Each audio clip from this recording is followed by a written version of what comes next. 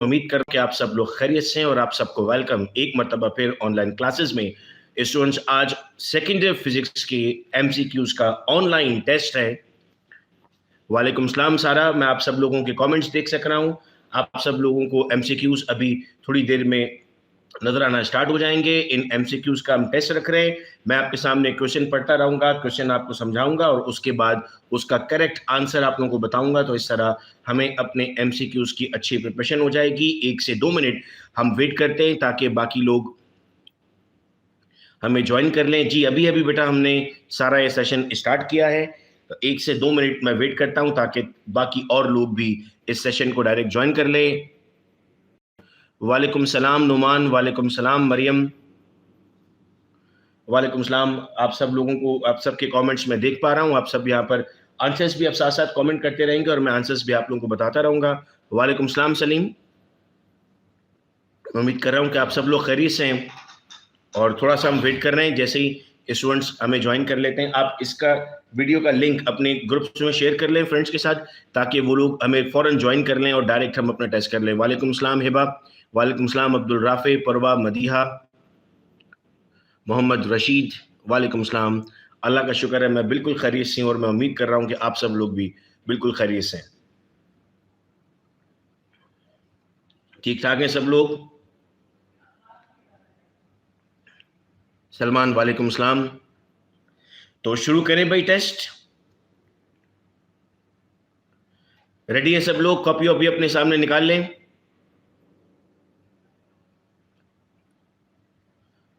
अब आप लोगों ने अपना आंसर पहले लिखना है, उसके बाद मैं आप लोगों को करेक्ट आंसर बताऊंगा, ठीक है? तो आप लोग उससे अपने आंसर को उसी वक्त चेक भी कर लेंगे। स्टार्ट करते हैं। सबसे पहला सवाल इस वक्त मैं आपके सामने लेकर आता हूं। The principle of laser production is, जो लेजर होती है उसका हमारे पास प्रिंसिपल क्या है, यानी किस बुनियाद पर लेजर काम करती है? सर इसका सही जवाब है stimulated emission. D is the right answer. मैं यहाँ पर राइट आंसर भी आप लोगों के लिए मार्क कर लेता हूं ताकि आप लोग इस राइट आंसर को अपने पास नोट कर लें। क्वेश्चन नंबर 1 का आंसर डी है, ठीक है? ये याद करने वाला सवाल। नेक्स्ट क्वेश्चन की तरफ बढ़े बेटा। अब हम लोग अगला सवाल है, the binding energy of neutron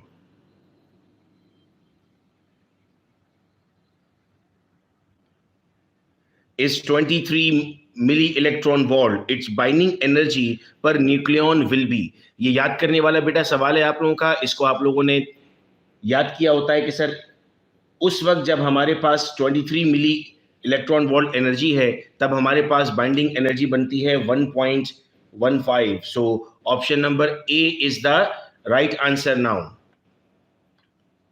next MCQ की तरफ बढ़ते हैं। of radius of third orbit in hydrogen atom to the radius of first orbit is। Ratio पूछा गया बेटा अब आपसे थर्ड ऑर्बिट और फर्स्ट ऑर्बिट का, तो रेशियो का आंसर क्या होगा?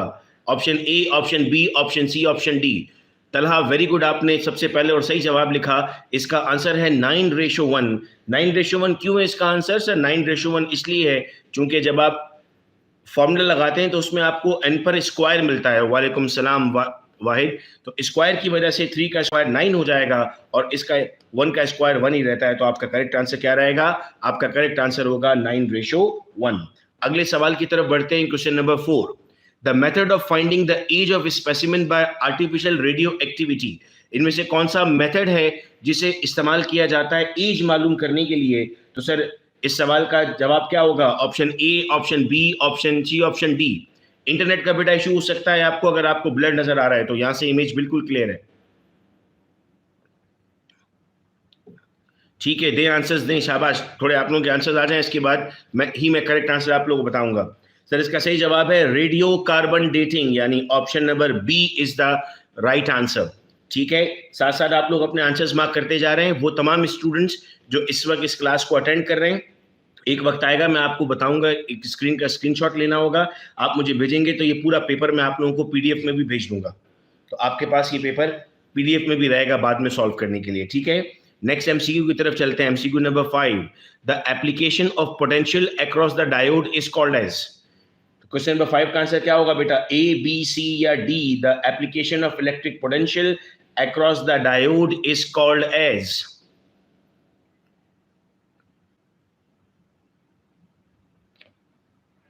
बेटा चैट अगर मैं इनविजिबल कर दूंगा तो फिर मैं आप लोगों के आंसर्स नहीं देख पाऊंगा जो आप लोग मुझे आंसर्स दे रहे हैं, इसीलिए चैट इनेबल है।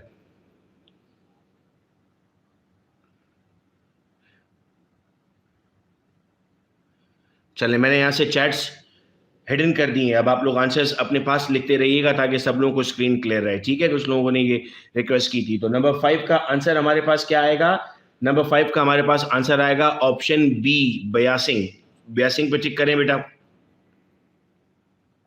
मैं थोड़ी देर बाद चैट्स ओपन कर दूंगा, अगर कोई सवाल आपको पूछना होगा तो आप पूछिएगा। Number 6, the path of neutron moving perpendicularly through a uniform magnetic field. इसका क्या जवाब हो सकता है sir? The path of neutron moving perpendicularly through a uniform magnetic field. ये स्ट्रेट लाइन होगा, ये सर्कुलर होगा, ओवल होगा या साइनोसाइडल होगा? अब आप लोग इस बात को जानते हैं कि सर परपेंडिकुलर की बात की जा रही है, तो परपेंडिकुलर का मतलब स्ट्रेट लाइन होता है। तो इस सवाल का सही जवाब क्या बनेगा? Option A is the right answer, that is straight line.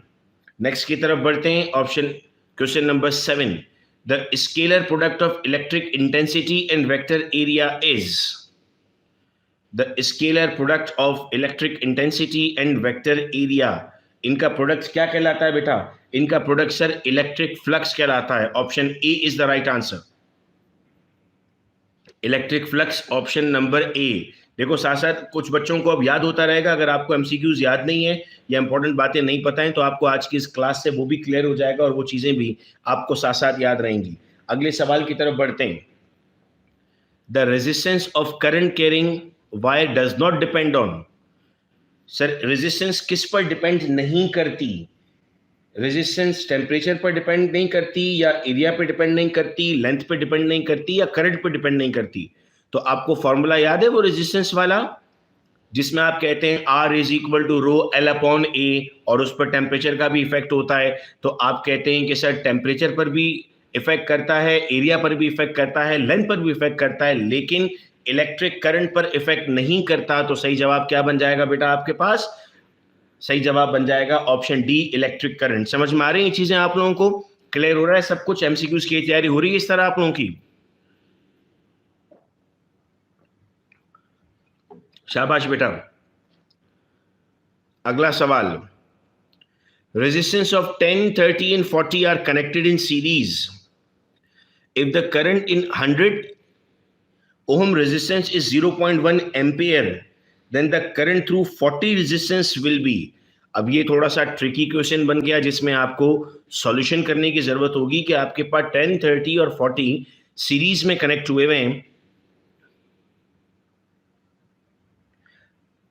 अगर आपके पास 10 वाले में 0.1 है तो 40 वाले में कितना होगा आपके पास? देखते हैं कि यहां कौन बच्चा ट्रिक का जवाब दे सकता है। वेरी गुड मोहम्मद रशीद, सबसे पहले जवाब आपने दिया। तलहा ने सबसे पहले जवाब दिया था 0.1। क्यों आएगा 0.1 एम्पियर? अगर आप कैलकुलेट कर रहे हैं तो आप गलत कर रहे हो बेटा, इसकी ट्रिक है आपके पास। क्या ट्रिक है सर? ट्रिक ये है कि करंट तो सेम रहेगा ना, तो चाहे 10 ओम हो, 30 ओम हो, 40 ओम हो, 50 ओम हो, करंट क्या रहता है? वेरी गुड, अस्मा ने बताया करंट सेम रहता है, तो आपके पास करंट सिमिलर रहेगा, आपको कैलकुलेट करने की जरूरत नहीं थी। ये ट्रिकी क्वेश्चन था, ठीक है? Very good Sara, very good बेटा, शाबाश। अगला सवाल, non inductive coil in a resistance box is used to minimise. Resistance का जो बॉक्स हम इस्तेमाल करते हैं उसमें हमारे पास एक नॉन इंडक्टिव कॉइल इस्तेमाल की जाती है, तो उसे क्यों इस्तेमाल किया जाता है? क्या एडी करंट प्रोवाइड करने के लिए, म्यूचुअल इंडक्शन के लिए, हीट लूज करने के लिए, या सेल्फ इंडक्शन के लिए? जी बेटा, क्या जवाब बनेगा इसका? No, it's not mutual induction.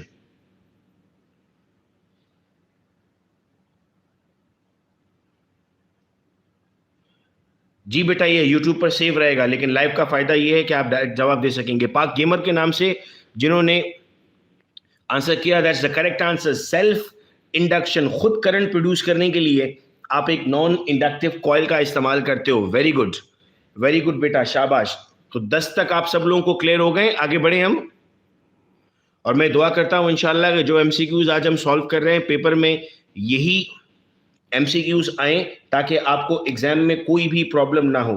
हाँ ठीक है, मैं करेक्ट आंसर्स हाईलाइट कर देता हूं सारे, ताकि आप लोगों को फिर जिनको आवाज में अगर थोड़ा सा प्रॉब्लम हो रहा है तो उनको क्लियरली पता लगता जाए कि what is the correct answer. ठीक है, ये मैंने करेक्ट आंसर्स मार्क करना स्टार्ट कर दिए। ठीक है मेरे बच्चों, नंबर 11 पर आए। A container is filled with a sample of ideal gas at a pressure of 1.5 atm. The gas is compressed isothermally to 1/4 of its original volume. Its new pressure is। फिर थोड़ा सा बेटा यहाँ पर कॉन्सेप्ट वाला सवाल पूछ लिया गया है। आइए देखते हैं कि अब इस कॉन्सेप्ट को हम कैसे सॉल्व करेंगे। स्क्रीन बेटा ब्लर अगर हो रही है तो इंटरनेट कनेक्टिविटी आपकी तरफ हो सकता है, एक दफा रिफ्रेश करो या दोबारा ज्वाइन करो। देखो प्रेशर कितना है, प्रेशर है 1.5 atm। ठीक है, और आपको कहा है कि वॉल्यूम को क्या किया है, 1/4 डिक्रीज किया है। जब आप वॉल्यूम को डिक्रीज करेंगे तो प्रेशर क्या होगा, इंक्रीज होगा। तो प्रेशर आपको कितना इंक्रीज करना पड़ेगा सर, प्रेशर आपको इंक्रीज करना पड़ेगा 4 टाइम्स। तो 1.5 का 4 टाइम्स कितना होता है, 6 atm। So what's the correct answer, 6 atm is the right answer. ठीक है, ये समझ में आ रहे हैं बेटा सवाल आप लोगों को, ट्रिक समझ में आ रही है कि किस ट्रिक के जरिए आप एमसीक्यूज को सॉल्व कर रहे होंगे, कैसे आपको एमसीक्यूज पता लगेगा सॉल्व करने में। आगे बढ़ते हैं बेटा, यहां तक क्लियर है सब बच्चों को। देखो मैं ऐसी तैयारी करवाना चाह रहा हूं आप लोगों की कि आप लोगों के एमसीक्यूज में पूरे मार्क्स आ जाए। मैंने बहुत सारी चीजें तैयार कर ली हैं, फॉर्मूलाज तैयार कर लिए हैं, यूनिट तैयार कर लिए हैं, कांस्टेंट वैल्यूज तैयार कर लिए हैं, सब इसलिए कि हम जब एमसीक्यूज की प्रिपरेशन करने अब इंशाल्लाह लाइव आया करेंगे। लाइव क्लास से फायदा ये होता है कि आप देन एंड देयर रिस्पॉन्ड कर रहे होते हैं, तो वो हमें और अच्छा ज्यादा समझ में आता है। और इन लाइव क्लासेस की अनाउंसमेंट मैं आप लोगों के साथ चैनल पर, फेसबुक पर, व्हाट्सएप पर हर जगह करता रहूंगा ताकि आप लोग क्लियरली इन चीजों को समझ सको। ठीक है, आगे बढ़ते हैं भाई। A particle of mass m and charge q is to be held motionless between two parallel plate horizontal charge plates. The electric field intensity between the plates will be।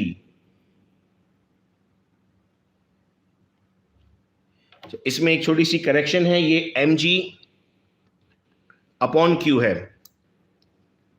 यहां पर एक डिवीजन लाइन है बेटा, it's mg upon q और ये minus sign नहीं है। इस सवाल का सही जवाब क्या होगा, option B minus mg upon q है और माइनस साइन नहीं है इसके साथ बेटा। इस सवाल का करेक्ट आंसर क्या होगा, mg upon q is the right answer for this question. जिस ऑप्शन को मैंने अभी आपको करेक्ट कराया, वैसे अक्सर ऐसे ही होता है एग्जाम में, जिस ऑप्शन को हमें आके करेक्ट करवाया जा रहा होता है वही उसका सही जवाब भी होता है। अगला सवाल, a concave magnetic pole with a fix soft iron cylinder in a moving coil galvanometer make the magnetic field radial, infinite, zero या वीक। आपको कहा जाता है ना पेपर में कि बेटा आप लोगों को अच्छे तरीके से कंस्ट्रक्शन याद करनी होती है, चूंकि कंस्ट्रक्शन से सवाल पूछा जाता है तो ये वो क्वेश्चन है बेटा जो कंस्ट्रक्शन से पूछे जाते हैं। तो यहां पर हम देख पा रहे हैं कि सर इसका सही जवाब जिन बच्चों ने याद किया हुआ है रेडियल, तो वो बच्चे इसको सही जवाब बता पा रहे हैं कि सर इसका जवाब रेडियल होता है। हमने अपनी थ्योरी में पढ़ा था और थ्योरी के बाद जब हम एमसीक्यूज की प्रैक्टिस कर रहे हैं अब तो उसमें भी हमें ये क्लियर हो रहा है। If m not is the rest mass of an electron, pair production takes place if the minimum energy of a photon is। अगर m नॉट आपके पास इलेक्ट्रॉन का रेस्ट मास है तो मिनिमम एनर्जी जो आपको चाहिए जनरेट करने के लिए वो क्या होगी बेटा, 2m नॉट c स्क्वायर। नहीं बेटा, मिली इलेक्ट्रॉन वोल्ट्स में एनर्जी नहीं बतानी है, हमें एनर्जी इस फॉर्मूला में बतानी है। यहां पर एक डिवीजन है, it's 2 divided by m not c square. हम 2 से क्यों डिवाइड कर रहे हैं सर, 2 से इसलिए डिवाइड कर रहे हैं चूंकि हमारे पास दो मॉलिक्यूल हो रहे हैं। पेयर प्रोडक्शन का मतलब है इलेक्ट्रॉन है तो उसके साथ पॉजिट्रॉन होगा और एनर्जी इन दोनों में इक्वली डिवाइड होगी। In the process of a positive beta emission, the charge number of daughter nucleus is। अगर बीटा रेज इमिट हुई हैं तो फिर चार्ज पर क्या फर्क पड़ने वाला है सर, अगर बीटा रेज इमिट हुई है तो चार्ज डिक्रीज होगा। वेरी गुड, मुझे बड़ी खुशी होती है जब जो चीजें आप पढ़ चुके होते हैं और उनसे आपको सवाल पूछा जाता है आप फौरी तौर पर उनका जवाब दे देते हैं, मुझे बहुत अच्छा लगता है। अगला सवाल है बेटा, the practical application of phenomena of mutual inductance is. ये अक्सर पूछा गया सवाल पेपर में कि sir practical application mutual inductance की किस में है, एसी जनरेटर में, ट्रांसफार्मर में, रेक्टिफायर में या डायनोमो में? तो very good, transformer is the right answer for this question. The practical application is basically bye transformer. तो ये पूरा पेज आप लोगों को क्लियर है? एक मरतबा स्टार्ट से जिन्होंने आंसर्स अगर नहीं मार्क किए तो वो मार्क कर लें. 1 का आंसर डी है, 2 का आंसर ए है, 3 का आंसर डी है, 4 का आंसर बी है, 5 का आंसर बी है, 6 का ए है, 7 का ए है, 8 का डी है, 9 का सी है, 10 का डी है, 11 का बी है, 12 का बी है, 13 ए है, 14 डी है, 15 ए है और 16 बी है. तो फर्स्ट पेज आप सबको क्लियर है मेरे बच्चों? नेक्स्ट पेज की तरफ बढ़ें.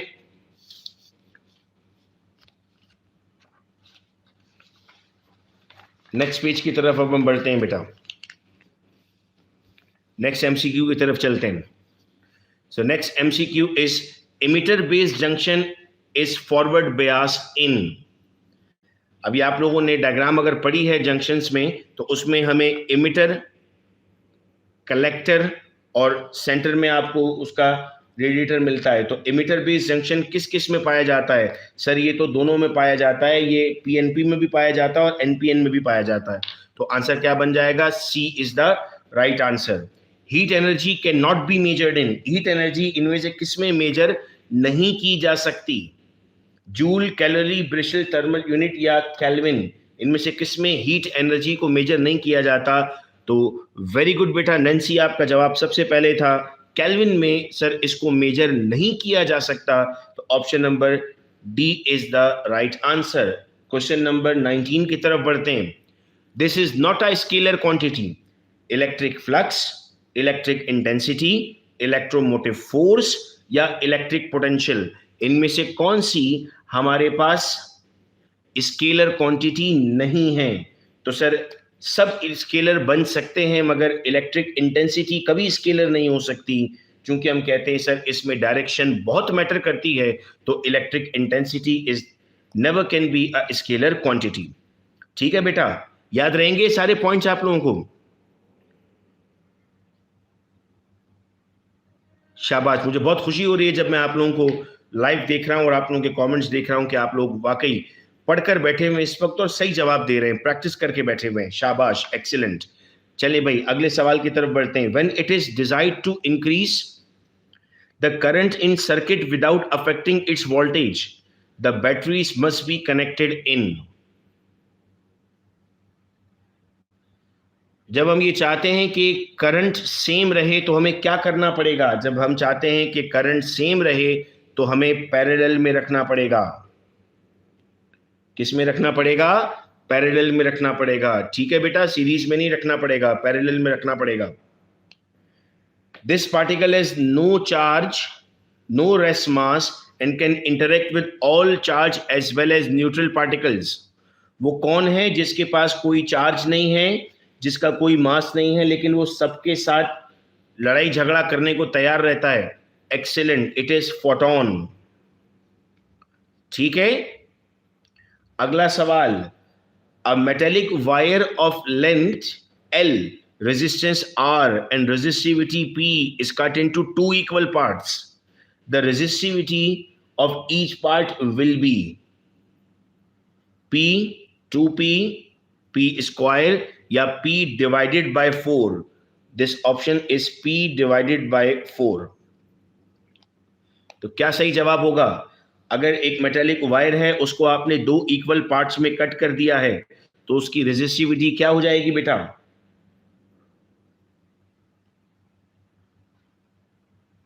गौर से समझें इस सवाल को. इस सवाल में रिलेशनशिप मालूम करना है आपको.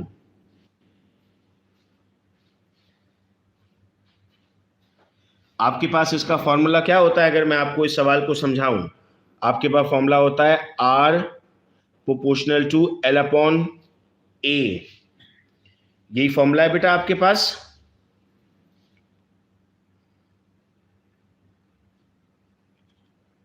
इस फॉर्मूला से जरा सॉल्व करके इसको ट्राई करें.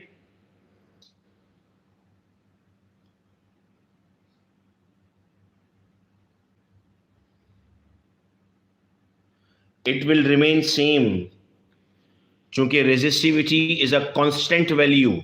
अगर रेजिस्टेंस पूछा जाता तो P/4 इसका जवाब बन जाता।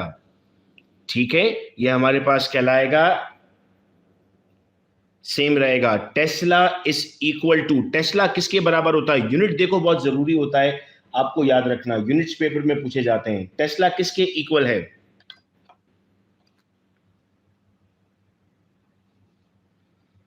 न्यूटन कूलम के इक्वल है।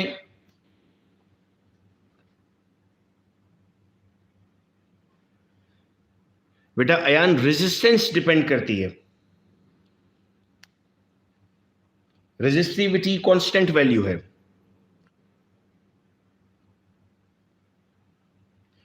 It's option number D. ठीक है, अगले सवाल की तरफ बढ़ते हैं। This one is use as a fuel for conventional nuclear radiator. इनमें से कौन सा न्यूक्लियर रेडिएटर के लिए इस्तेमाल किया जाता है? याद रखने वाला सवाल है। अगर आपकी मेमोरी में याद है तो आप बता सकते हैं कि कौन सा वाला यूरेनियम इस्तेमाल किया जाता है। 92 235 वाला, 90 237 वाला, 94 239 वाला, या 88 223 वाला? तो वेरी गुड तला, आपका जवाब सही है। Option number A is our right answer. Option A हम इसमें इस्तेमाल करते हैं। Next question, Lyman found a series of line in the spectrum of hydrogen atom in this region. Lyman ने किस रीजन पर काम किया था? अल्ट्रा वायलेट, विजिबल, इंफ्रारेड या फार इंफ्रारेड?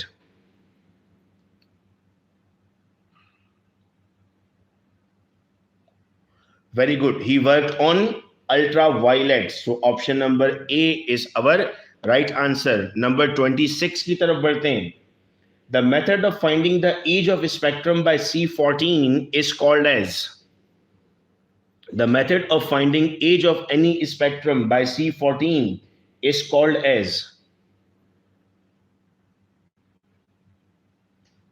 किस तरीके से हम मालूम करते हैं? रेडियो कार्बन डेटिंग तो है बेटा, लेकिन इसका आंसर क्या है? इसमें तो ऑप्शन में रेडियो कार्बन डेटिंग नहीं है। ये पूरा मेथड रेडियो कार्बन डेटिंग कहलाता है, लेकिन इन गिवन ऑप्शंस में से इसका आंसर क्या होगा? Sir it is basically called as radiotherapy. So option number B is the right answer. Number 27 की तरफ बढ़ते हैं। The rate of flow of blood in the human body can be traced by using this isotope. The rate of flow of blood in the body can be traced using this isotope. किस isotope के जरिए हम trace करते हैं? ये सब याद रखना है आप लोगों को। और सोचो यही चीजें अगर आपके पेपर में पूछ ली गई तो वो कितना अच्छा लगेगा हमें। Sir it is sodium, excellent. जिन बच्चों को जवाब आता है उनको फाइनल पेपर में भी कितनी खुशी होगी जब उनको करेक्ट आंसर आता होगा इसका। नंबर 28 पर आते हैं। The half life of radium is 1600 years.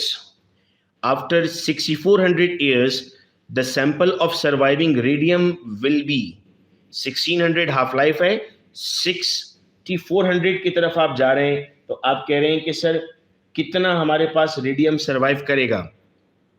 Is it 14, 18, 116 और half? It's not 1/, it's 1/16. So option number C is the correct answer. Number 29. The ratio of molar specific heat of gas at constant pressure and molar specific heat at constant volume. ये भी आता है ना paper में, molar specific heat और molar constant heat. तो इसका सही जवाब क्या होगा? सर इसका सही जवाब आता है हमारे पास ग्रेटर देन 1। ये याद की भी लाइन होनी चाहिए आप लोगों की, और कुछ बच्चों को ये लाइन याद भी है तो वो फौरी तौर पर उसको लिख भी रहे।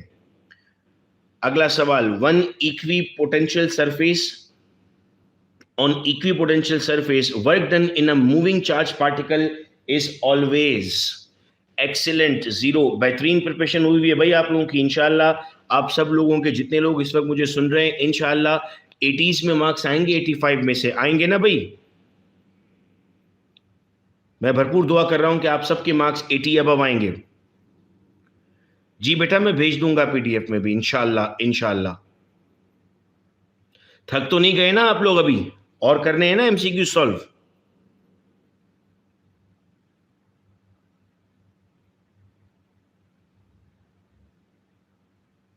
सही है, गुड गुड गुड, ऐसी ऐसी जज्बे से रहना है आप लोगों को, शाबाश। If the speed of a conductor moving in a uniform magnetic field perpendicularly is increased, the induced EMF, हम नंबर 31 पर हैं बेटा। अगर आपके पास मैग्नेटिक फील्ड परपेंडिकुलरली इंक्रीज हुई है तो उसका इंड्यूस्ड ईएमएफ भी क्या होगा सर? इंड्यूस्ड ईएमएफ भी इंक्रीज होगा। इंड्यूस्ड ईएमएफ भी क्या बनेगा? इंड्यूस्ड ईएमएफ भी इंक्रीज बनेगा। तो ऑप्शन नंबर ए हमारे पास इसका सही जवाब हो गया। सेकंड पेज हमारा कंप्लीट हुआ। मैं सेकंड पेज के आंसर्स आप लोगों के सामने रिकॉल कर देता हूं। नंबर 17 का आंसर था बोथ पीएनपी एंड एनपीएन। 18 का आंसर था केल्विन। 19 का आंसर था इलेक्ट्रिक इंटेंसिटी। 20 का आंसर था पैरेलल। 21 का आंसर था फोटोन। 22 का आंसर सेम। 23 का आंसर डी। 24 का आंसर ए। 25 का आंसर भी ए। 26 का आंसर बी। 27 का आंसर डी। 28 का आंसर सी। 29 का आंसर सी। 30 का आंसर सी और 31 का आंसर ए। ठीक है, यहां तक सब समझ में आ गया बेटा? अगले पेज की तरफ बढ़े। मैं तो चाहूंगा कि अब हम बहुत जल्दी जल्दी इस तरह का लाइव सेशन रख दें जिसमें एमसीक्यूज आप लोग सॉल्व करो और फिर मैं एक आपका ग्रैंड टेस्ट भी रखूं गूगल फॉर्म पर। जी बेटा जवेरिया और कर रहे हैं हम, अभी खत्म थोड़ी हुए। मेरे पास तो बहुत सारे एमसीक्यूज हैं। मैंने उस दिन आप लोगों के लिए रात में जागकर एक और बड़ी इंटरेस्टिंग चीज बनाई है। सारे केमिस्ट्री के फॉर्मूला अलग कर लिए और फिजिक्स के सारे यूनिट फॉर्मूला अलग कर लिए। जी अयान, वो भी बस लास्ट वीक जो हमारा होगा ना वो हम एमसीक्यूज पे ही करेंगे, क्योंकि याद तो आप लोगों ने कर ही लिया है सबको ना। अब हमारी बस प्रिपरेशन एमसीक्यूज की करनी है हमें। जी अस्मा, उनकी भी क्लासेस होंगी। मैं असल में इस वक्त क्लास 9th और मैट्रिक में लास्ट वीक में बहुत ज्यादा मसरूफ था, उनके पेपर हो रहे थे ना बच्चों के, तो वो बहुत ज्यादा परेशान थे, तो उनकी ज्यादा क्लासेस हो रही थी। मैं थोड़ा सा आप लोगों को टाइम नहीं दे सका था, लेकिन अब तो सारी मेरी कंसंट्रेशन आप लोगों पर ही है। मैं आप ही लोगों के लिए सारे एमसीक्यूज वगैरह तैयार कर रहा हूं। If a dielectric having ER is equal to 2 inserted between the plates of 20 microfarad capacitor, its capacitance will be। Very good, Rabia ने तो शायद याद किया हुआ ये, डायरेक्ट राबिया ने जवाब दे दिया, इट्स डबल्ड। शाबाश। जब मैं सबका नाम नहीं ले पा रहा, बहुत सारे बच्चे कमेंट कर रहे हो, तो जो जल्दी जल्दी कमेंट करता है सामने आ जाता है तो मैं नाम ले लेता हूं उनका। हाफिज मोहम्मद, आपने भी सही जवाब दिया, सब लोगों का करेक्ट आंसर है। अगले सवाल पे बढ़ते हैं। In a moving coil galvanometer pole pieces of U shape magnet are made concave. क्यों कॉनकेव बनाए जाते हैं? इस तरह का एक सवाल पहले पूछा गया था। वेरी गुड तला, वेरी गुड शुकैना। Sir to make the field radial, थोड़ी देर पहले हमने याद किया था। देखो वो बच्चे जिनको अब सवाल नहीं पढ़े ना, उन्होंने कुछ भी नहीं पढ़ा हुआ, तो इन लाइव लेक्चर्स का फायदा ये है कि चीजें आपको याद होना शुरू हो जाएंगी। आपको याद हो जाएगा अच्छा इस सवाल का जवाब ये हो सकता है। अगला सवाल पे चलते हैं। In the phenomena of photo electric effect, if the frequency of incident radiation is increase, the required stopping potential is. Photo electric effect में अगर फ्रीक्वेंसी बढ़ती है तो सर उसके साथ स्टॉपिंग पोटेंशियल भी बढ़ जाता है। इसको ऐसे याद रखना कि अगर एक शख्स ज्यादा जोर से भागता हुआ आ रहा है तो आपको उसे रोकना भी कैसे होगा? ज्यादा जोर से रोकना होगा। अगर कोई शख्स हल्का भागता हुआ आ रहा है तो हल्की फोर्स से आप उसको रोकते हैं। तो इस तरह से आपको ये वाली बात याद रखनी है, ठीक है। मैं साथ साथ ये भी बता रहा हूं कि आपको याद कैसे करना है। Number 35, the number of energy level required for laser production is. Laser production के लिए कम से कम कितने चाहिए होते हैं? जवेरिया, आपका जवाब बिल्कुल सही और सबसे पहले आपने जवाब दिया था option number B is the right answer. We require at least 3 energy levels. Next question है बेटा हमारे पास, as time passes the rate of decay of radio active element. वक्त के गुजरते गुजरते रेट ऑफ डिके क्या होता है? सर जितना ज्यादा वक्त गुजरेगा उतना ज्यादा उसमें डिक्रीज आएगा। तो हमारे पास ऑप्शन नंबर ए हम कहते हैं इस सवाल का सही जवाब हो गया। In a semiconductor the energy gap between the valence band and conduction band. आपको याद है एक डायग्राम बनी हुई है आपकी बुक में, बैंड्स की, उनमें से ये सवाल पूछा गया है। तो क्या सही जवाब होगा सर? सेमीकंडक्टर है तो ये बैंड क्या होगा सर? सेमीकंडक्टर में ये बैंड नैरो होता है। तो option number A is the right answer for this question. अगला सवाल बच्चे, तो अगले सवाल का जवाब लिखना शुरू हो गए। Very good, very good. The EMF of combination of 3 cell each of 2 volt connected in parallel is.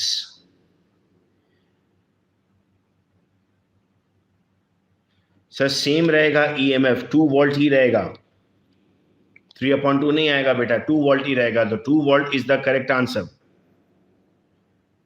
Next बढ़ते हैं भाई। The area enclose bye PV diagram of a Carnot cycle represent. ये ग्राफ में से सवाल पूछा हुआ है, जो कार्नोट का ग्राफ होता है हमारे पास। क्या सही जवाब बनेगा भाई इस ग्राफ का? Sir actually it is representing the useful work. PV diagram का जो एरिया है वो आपको उसका यूजफुल वर्क बता रहा होता है। तो useful work is the right answer. A frame of reference is called as inertial if it is. Frame of work को आप इनर्शियल कहते हैं। कब इनर्शियल कहते हैं सर? जब वो यूनिफॉर्म वेलोसिटी से, अस्मा वेरी गुड, जब वो यूनिफॉर्म वेलोसिटी से मूव कर रहा होता है। Number 41, in laser the lifetime of an electron is metastable state if it is in an order of।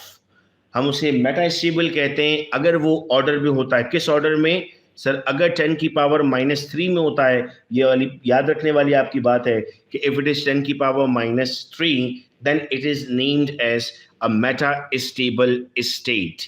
ठीक है, आगे बढ़े बेटा। समझ में आ रही हैं चीजें? क्लियर हो रहा है आप लोगों को?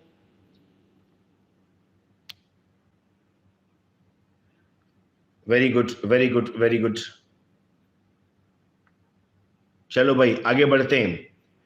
If radioactive calcium that is 2045 is taken by a man or animal, this percentage of it deposed in the bone of young one are।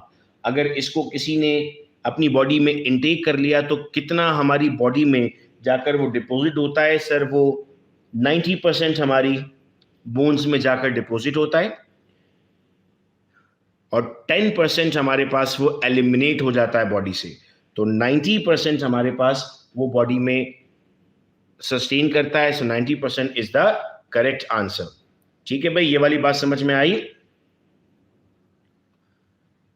अगला सवाल number 43। High energy deuteron may be absorbed by lithium 36 to produce. जब lithium 36 high energy deuteron को absorb करेगा तो क्या बनाएगा? Very good Javeria. Javeria आप बहुत अच्छा पढ़ के आई हुई हो बेटा आज की क्लास में, एक्सीलेंट। तो जब मेरी नॉर्मल क्लास होती है और उसमें बच्चे सही जवाब दे रहे होते हैं तो मैं साथ में टॉफीज लेकर जाता हूँ। हर करेक्ट आंसर पर मैं एक टॉफी देता हूँ। तो मुझे ऐसा लग रहा है कि सबसे ज़्यादा टॉफियाँ जवेरिया के पास चली जाती हैं अगर जवेरिया क्लास में होती हैं और क्लास में ये सही जवाब दे रही होती हैं। नंबर 44 की तरफ बढ़ते हैं भाई। If the conventional electric flow from top to a bottom in a wire, then the direction of magnetic line of induction।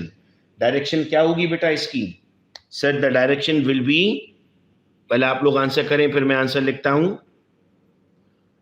क्या होगी भाई? Anti clockwise, parallel, anti parallel या क्लॉकवाइज? Very good, clockwise. तो आंसर बन जाता है हमारे पास clockwise का। The number of electron in 1 coulomb is. एक कूलम में हमारे पास कितने इलेक्ट्रॉन होते हैं सर? It's 6.25 exponent 18। याद करने वाली बात है ये। इसको आप लोगों को याद है न्यूमेरिकल में आप इसे डिवाइड करके आंसर लेकर आते हो। सारी चीजें आपकी ना रिफ्रेश होना स्टार्ट हो जाएंगी, सब कुछ रिकॉल होना स्टार्ट हो जाएगा आपका। This device convert electrical energy into mechanical energy. कौन सा डिवाइस है जो इलेक्ट्रिकल एनर्जी को मैकेनिकल एनर्जी में कन्वर्ट करता है? Electric motor. Very good. पानी की जो मोटर है या कोई भी मोटर आप इस्तेमाल करते हैं, दैट इज बेसिकली कन्वर्टिंग। शाबाश, गुड भाई, पढ़ के बैठे हुए हैं आप लोग। तो अगला सवाल फॉर्मूला का है। This force is experience by current carrying conductor place in uniform magnetic field. Formula याद किए हुए आप लोगों ने? मैंने आप लोगों के लिए फॉर्मूला सारे अलग कर दिए। मैं इन सब का ना एक बंच भी बना लूंगा और वो फिर बंच आप लोगों को देना स्टार्ट कर दूंगा। उससे पेपर से पहले अगर आप पढ़ेंगे तो आपके एमसीक्यूज की तैयारी अच्छी हो जाएगी। ऑप्शन ए इसका सही जवाब है।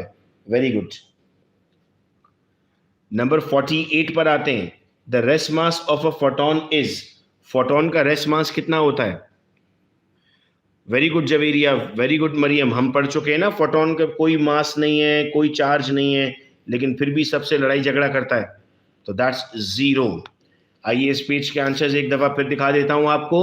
32 का बी है, 33 ए है, 34 ए है, 35 बी है, 36 ए है, 37 ए है, 38 सी है, 39 बी है, 40 डी है, 41 सी है, 42 भी सी है, 43 बी है, 44 डी है, 45 सी है, 46 सी है, 47 ए है और 48 सी है।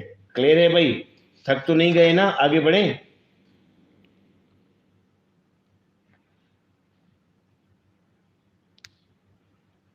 और आप सब लोग, मैं उम्मीद करता हूं व्हाट्सएप ग्रुप का पार्ट होंगे, तो मैं जब भी अब लाइव आया करूंगा, मैं आपको पहले एटलीस्ट आधा घंटा पहले व्हाट्सएप ग्रुप पर इन्फॉर्म कर दिया करूंगा कि लाइव क्लास शुरू होने वाली है, तो आप लोग लाइव क्लास में आ जाइएगा।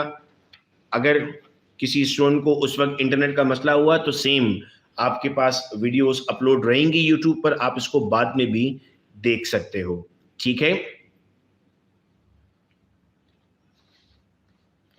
चले भाई आगे बढ़ते हैं। 50 तक कर लें आज की क्लास में हम।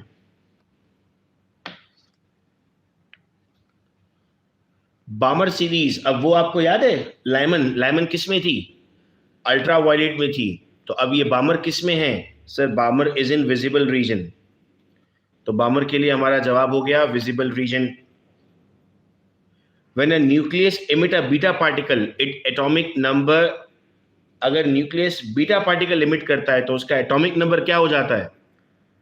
इंक्रीज, डिक्रीज, सेम, या इंक्रीज भी होता है डिक्रीज भी होता है?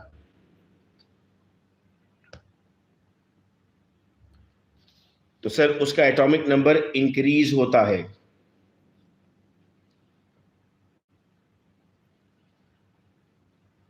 ठीक है, अच्छा भाई बताइए, और सॉल्व करने हैं या 50 पर रुक जाएं? बाकी कल करने हैं या अभी हमें कंटिन्यू करना है?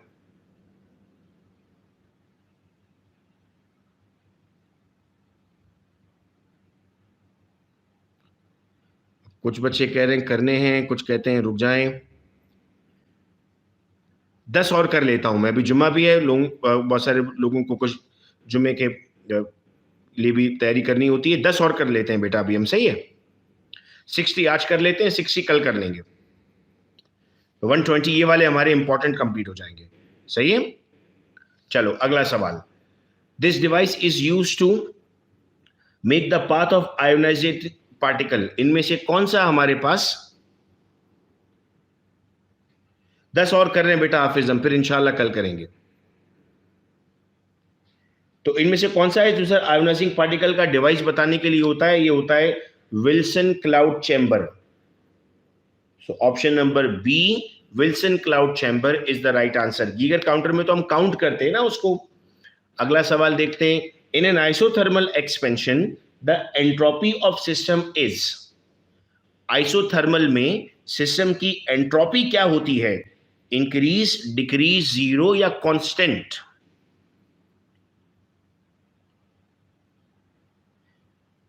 थोड़ा सा ट्रिकी क्वेश्चन है। Entropy internal energy of the system होती है। नो, कांस्टेंट नहीं रहती, बढ़ती है। टोटल हीट कांस्टेंट रहती है, एंट्रोपी तो बढ़ती रहेगी उसकी। एक्सपेंशन हो रही है ना, एक्सपेंशन में आपके पास हमेशा चीजें इंक्रीज होंगी, इसको याद रखिएगा। If it is expansion then it will increase. अगला सवाल, this is highly ionising particle, इनमें से सबसे ज्यादा आयोनाइजिंग पार्टिकल कौन सा है? Which is ionising particle? शाबाश, excellent, it's alpha, which is the most ionising particle. अगला सवाल, if separation between the plates and the area of plates are double, अगर सेपरेशन ऑफ प्लेट और एरिया दोनों को डबल कर दिया जाए तो उसकी कैपेसिटेंस पे क्या फर्क पड़ेगा?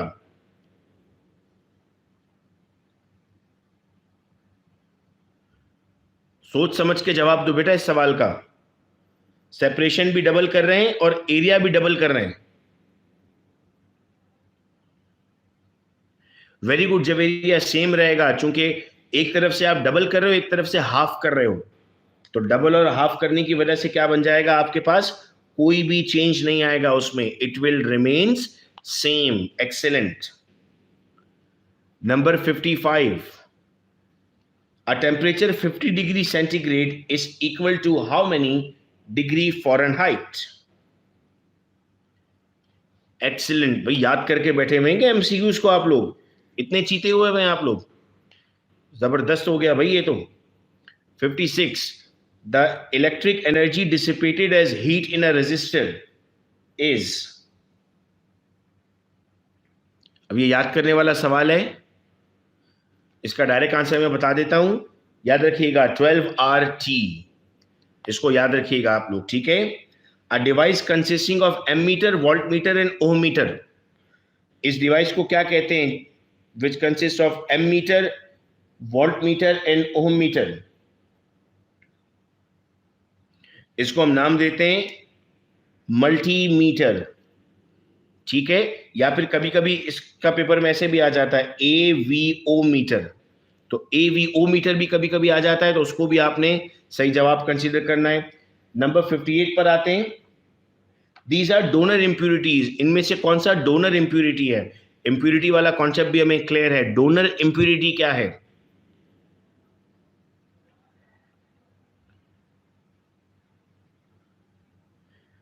डोनर इंप्यूरिटी हम किनको कहेंगे बेटा इसमें से? Very good, it's SB, AB नहीं है बेटा, SB है। टाइपोग्राफिकल एरर शायद आपने किया Fatima. SB and AS is the correct answer. Number 59, laser is produced due to, थोड़ा सा घुमाकर सवाल पूछा, जो पहला सवाल था हमारा वो इसी तरह का था sir. Option A, excellent Javeria, it is stimulated emission of radiation, ठीक है।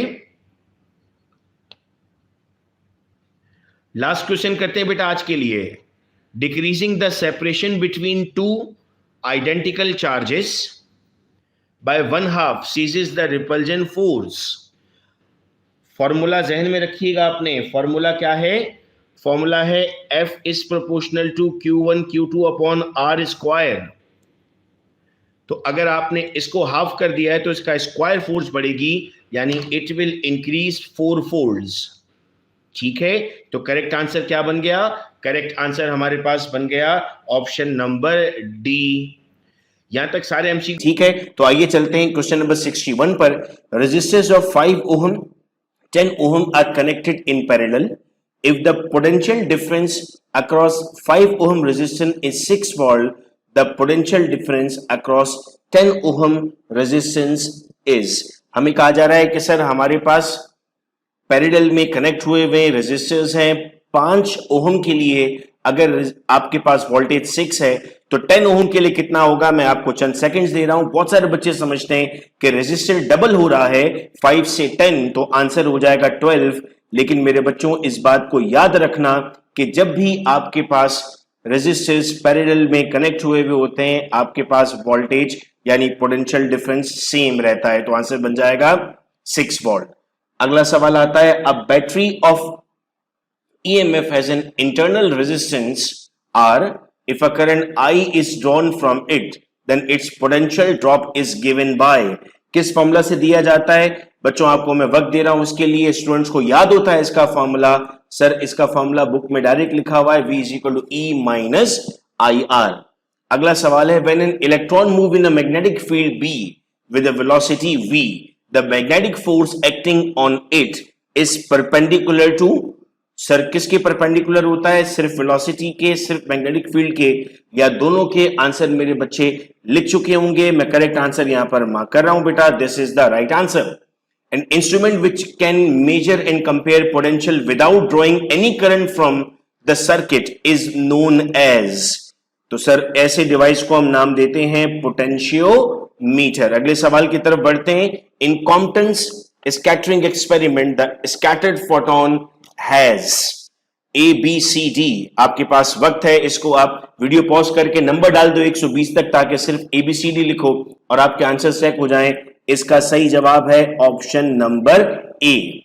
इन laser the life time of an electron in a metal stable state is. Laser का टॉपिक बहुत इंपॉर्टेंट है और इससे हम एक क्वेश्चन एक्सपेक्ट कर रहे हैं। सर इस सवाल का सही जवाब आता है हमारे पास ऑप्शन नंबर सी। देखो, इन हो सकता है कुछ ऐसी चीजें होंगी जो इससे पहले आपने नहीं पढ़ी होंगी, बुक से मिस हो जाती हैं, हम नहीं पढ़ते हैं, 10 ईयर में नहीं पढ़ते हैं, तो वीडियो लेक्चर के जरिए इंशाल्लाह वो चीज हमें याद रहेगी। अगला सवाल आता है नंबर 67 पर। The product of decay constant and half life, ये बच्चों को याद होती है वैल्यू। सर इसकी वैल्यू होती है 0.693, तो आंसर बन जाता है 0.693। 1 milli electron volt is equal to, constant value है, कांस्टेंट वैल्यू का आंसर आप सबको याद रहता है, इसलिए मैं जल्दी आंसर लगा रहा हूं, चूंकि फौरन लिख देते हैं आप लोग। नंबर 69 है। Small quantity of radio active iodine is taken in food, most of it is deposited in. Iodine है, प्री मेडिकल के बच्चे पहुंच चुके होंगे, प्री इंजीनियरिंग के स्टूडेंट्स को बायोलॉजी में थोड़ी सी मुश्किल होती है। सर थायराइड ग्लैंड इस सवाल का सही जवाब है, चूंकि आयोडीन की डिपोजिशन वहां होती है। If the number of turn in a coil is double then the self inductance is. बच्चों हम जानते हैं कि सेल्फ इंडक्टेंस जो है वो डायरेक्टली प्रोपोर्शनल है, तो अगर आपने नंबर ऑफ कॉइल को डबल किया तो सेल्फ इंडक्शन भी क्या हो जाएगी, डबल हो जाएगी। फिर आता है सवाल donor impurities are. Donor impurity का मतलब होता है जो इलेक्ट्रॉन डोनेट करेंगे। ऑप्शन ए, बी, सी और डी में देखिए कौन सा सही जवाब हो सकता है, तो sir option number C is the right answer. If the temperature of a cold body is decreased, the efficiency of Carnot engine is। cold body का टेम्परेचर अगर आप कम करते हैं तो एफिशिएंसी क्या होगी, ये आपस में इनवर्स रिलेशन रखता है। तो अगर कोल्ड बॉडी का टेम्परेचर कम होगा तो एफिशिएंसी क्या हो जाएगी, सर एफिशिएंसी इंक्रीज हो जाएगी। Two capacitors of 3 microfarad and 6 microfarad are connected in series. Their equivalent capacitance is। इसको सॉल्व किया जाएगा स्टूडेंट्स फॉर्मूला से। जब सीरीज में आपके पास कैपेसिटर लगते हैं तो आप 1/c is equal to 1/c1 plus 1/c2 करते हैं। मैं आपको वक्त देता हूं सॉल्व करने का, वीडियो पॉज करके आप इसको सॉल्व कर लें, तो तक मैं करेक्ट आंसर यहां बता दूंगा आपको। आपने अगर सॉल्व कर लिया तो बेटा इसका करेक्ट आंसर आएगा 12 microfarad. The minimum energy required for a pair production, ये कुछ वैल्यूज हैं जो आपको याद करके जानी है। इंशाल्लाह ये सवाल जरूर आएगा पेपर में, और सोचो जो एमसीक्यूज अभी आप सॉल्व कर रहे हो, ऐसे ही एमसीक्यूज अगर आपके पेपर में आ जाते हैं तो कितनी खुशी होती है आपको। क्वेश्चन 75 है। लेजर प्रोड्यूस, लेजर क्या प्रोड्यूस करता है, electron beam, neutron beam, coherent beam. Sir laser produce करता है कोहेरेंट बीम ऑफ लाइट, तो ऑप्शन नंबर सी आपके पास सही जवाब हो गया। When an AC generator is converted into DC generator, the slip ring is replaced by। Slip ring को किससे रिप्लेस करते हैं, सर स्लिप रिंग को रिप्लेस करते हैं स्प्लिट रिंग से, तो ऑप्शन नंबर बी आपके पास सही जवाब हो गया। The path of a neutron moving perpendicularly through a magnetic field. The path of neutron moving perpendicularly, याद रहे परपेंडिकुलर का मतलब होता है 90 का एंगल, और 90 का एंगल क्या बनाएगा बेटा, स्ट्रेट लाइन, तो ऑप्शन ए सही जवाब हो गया। अब आपको याद है ग्रुप में आप लोगों को यूनिट्स भी मैंने भेजे हैं कि इंपॉर्टेंट होंगे एमसीक्यूज के लिए। देखो उसमें से सवाल आ गया, यहां पर आपका क्वेश्चन पूछा जा रहा है क्वेश्चन नंबर 78 में जूल पर कूलम इज, तो जूल पर कूलम बराबर होता है सर वोल्ट के, तो volt is the correct answer. The average internal energy of an ideal gas is, sir, it is basically represented by the temperature. This is the high resistance instrument. क्या जवाब होगा बेटा इसका, याद है लो रेजिस्टेंस कनेक्ट करते थे तो एमीटर बनता है, और अगर हाई रेजिस्टेंस कनेक्ट करते थे तो वोल्ट मीटर बनता था। कॉन्सेप्ट अगर आपका क्लियर है तो आपके लिए कोई प्रॉब्लम नहीं है। Hole in a semiconductor is actually the, याद हो अगर आपको, तो एक बुक में डायग्राम बनी हुई है कंडक्टर सेमीकंडक्टर की, उसमें अगर आप देखते हो बुक खोल के तो आपको पता लगता है sir it is the vacancy in the valence bond. Actually the energy radiated per second per unit area from the surface of black body is directly proportional to the absolute temperature raise to the power. Sir formula अगर आपको याद होगा तो आप direct बता सकते हैं कि सर इसकी पावर आती है 4। The life time of electron in excited state में इलेक्ट्रॉन के लाइफ टाइम को हम किससे रिप्रेजेंट करते हैं सर? हम कहते हैं इट्स 10 पावर -8। याद रखने वाली वैल्यू है। In this process no heat enter और लीव्स, ना हीट आ रही है ना हीट जा रही है, तो हम कहते हैं सर ये एडियाबैटिक प्रोसेस होगा। The direction of induce current is given bye, law से सवाल आते हैं ना, हमने कहा था एमसीक्यूज में लॉ पढ़ने होंगे, तो sir it is given bye Lenz law. Resistors 3, 5, 7 are connected in parallel. If the potential difference across 5 ohm is 6, then the potential difference across the others is, फिर से वही सवाल रिपीट हो गया। सॉल्व नहीं करना है मेरे बच्चों को, डायरेक्ट क्या आंसर लगा दोगे सर? डायरेक्ट 6 लगा देंगे, क्योंकि अगर एक के साथ 6 है तो सबके साथ 6 होगा। The practical application of phenomena of mutual inductance is, applications पर सवाल आते हैं sir, it is basically transformer. As the temperature of black body is raised, the wavelength corresponding to maximum intensity shift towards, याद रहे कि जब increase होता है एक तरफ से तो दूसरी तरफ से डिक्रीज यानी शॉर्टर वेवलेंथ की तरफ हम जाते हैं। अगला सवाल है, the rate of flow of blood in the body can be traced by using which isotope? Sir usually carbon 12 का इस्तेमाल किया जाता है ऐसी कंडीशन में, तो हमने कहा this is the correct answer. When an AC generator is converted into DC, the slip ring is replaced by, repeat हुआ हुआ यहां पर ये क्वेश्चन है, जवाब फौरन आप लोग दे देंगे सर, सी में मौजूद है, split ring is the right answer. The diode which gives off visible light when energised is, वो डायोड जो विजिबल लाइट देता है। अच्छा, बहुत सारी चीजें होती हैं जिनकी फुल फॉर्म हमें नहीं पता होती। जैसे एक दफा मैंने एक बच्चे से पूछा, आपने पॉली इथाइलिन देखा है कभी? तो कहता नहीं। फिर मैंने कहा पॉलीथीन देखा है? तो कहता हाँ बैग होता है पॉलीथीन। पॉलीथीन और पॉलीइथाइलिन दोनों एक ही बात है ना। बिल्कुल वैसी जो एलईडी है ना, इसकी फुल फॉर्म अगर पूछूं तो बहुत सारे बच्चों को इसकी फुल फॉर्म नहीं पता होती। क्या फुल फॉर्म है भाई इसकी? लाइट इमिटिंग डायोड, यही तो पूछा है मेरे बच्चों इसमें। तो देखो कहीं ना कहीं हिंट आपको मिली होती है। जब आपको पेपर में एमसीक्यू है ना, तो इस तरह पढ़ना जैसे मैं आपको पढ़कर समझा रहा हूं, तो आपके लिए इजी हो जाएगा। अगला सवाल, when an electron fall from third orbit to first orbit in the hydrogen atom, the line spectrum obtain belong to, 3 से कहां पर आ रहे हैं? 3 से 1 पर आ रहे हैं। मेरे बच्चों को वो बात याद होगी, ले भाई पिज्जा बिस्मिल्लाह पढ़, जैसे लाइमन बामर पैशन ब्रैकेट फंड। तो एन जब 1 में आएगा तो कौन सी सीरीज बनेगी बेटा? लाइमन सीरीज बनेगी। अगला सवाल आता है, wire of uniform cross section area is cut into 3 equal segment, the resistivity of each is. अब the wire of uniform cross section area is cut into 3 equal segments. Sir resistivity constant है, तीनों की resistivity same रहेगी, चूंकि cut करने के बाद भी उनका क्रॉस सेक्शनल एरिया सेम रहेगा। This was the first experiment verification of Einstein's mass theory. वो कौन से साइंटिस्ट थे जिन्होंने पहली मर्तबा आइंस्टाइन की थ्योरी को एक्सप्लेन करते हुए बताया था? It was gamma induced reactions. Meter bridge is used to measure, question number 95 पर है इस वक्त हम। सर इससे रेजिस्टेंस मालूम की जाती है, जरूर याद रखना किससे क्या मेजर होता है। इस वीडियो को याद रखना और पेपर से पहले जरूर देखकर जाना। The sum of all energies of molecule in a substance is called as, sir it is called as heat energy. All molecules कह दिया।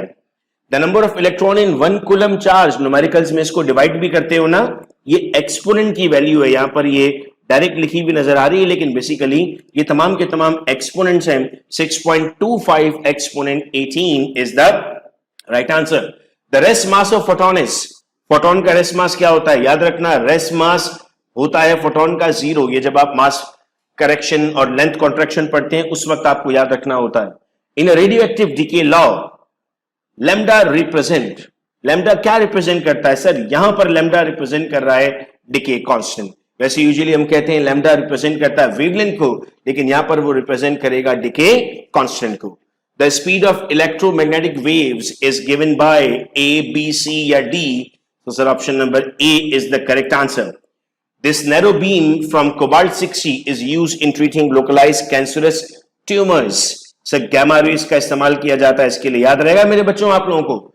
The practical application of phenomena of mutual induction, sir mutual induction की भी आपके पास correct answer होगा transformer.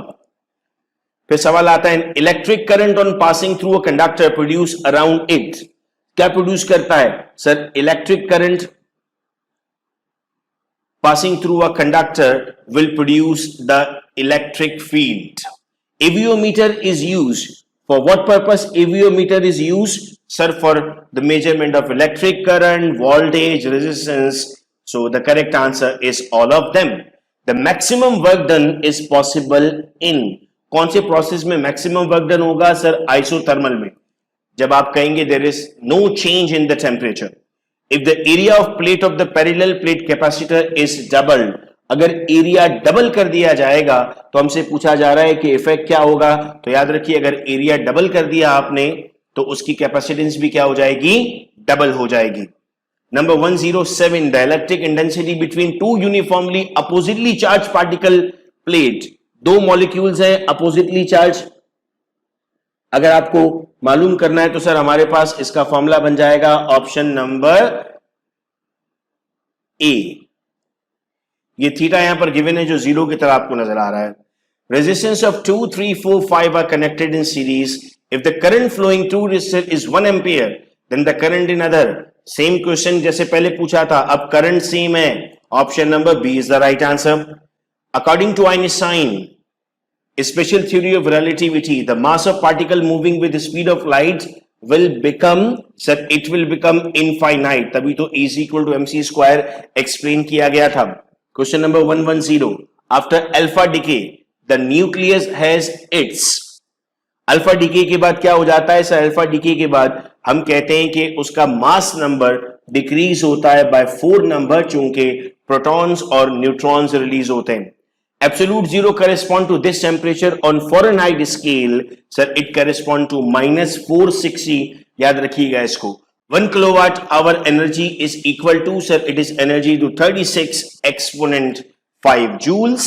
Two wires of resistance R1 and R2 are connected in series. If R1 is greater than R2, the heating would be. अगर R1 greater होगा तो हम कहते हैं सर जो ज्यादा ग्रेटर होगा उसमें ज्यादा हीट ऑब्जर्व हो रही होगी. तो option A is the right answer. If an electrostatic force between two electron at a distance is F Newton, then the electrostatic force between two protons at the same distance is, distance same है तो आप कहेंगे sir again the force is called as F. अगर distance change होता तो आप इस value को चेंज करते.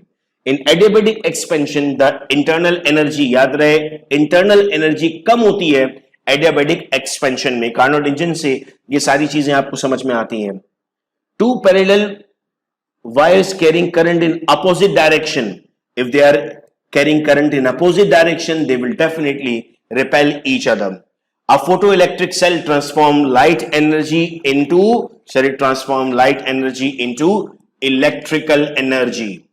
The relation delta V delta R represents, it represents the electric intensity. A copper wire having resistivity is stretched in such a way that its diameter reduced to half that of the original value.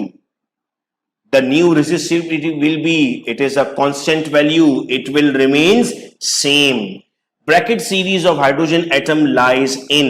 Bracket series कहाँ lie करती है sir? Bracket series lie करती है infrared reason में. तो हम कहते हैं सर ये हमारे पास 120 इंपॉर्टेंट एमसीक्यूज थे जिनको आज की क्लास में हमने डिस्कस किया. चैनल पर रहिएगा तो नेक्स्ट वीडियो लेक्चर्स में हम केमिस्ट्री के एमसीक्यूज को भी डिस्कस कर लेंगे. बहुत शुक्रिया आप तमाम का इन वीडियो लेक्चर्स को सुनने का. अपना बहुत ख्याल रखिएगा आप सब लोग. अल्लाह हाफिज.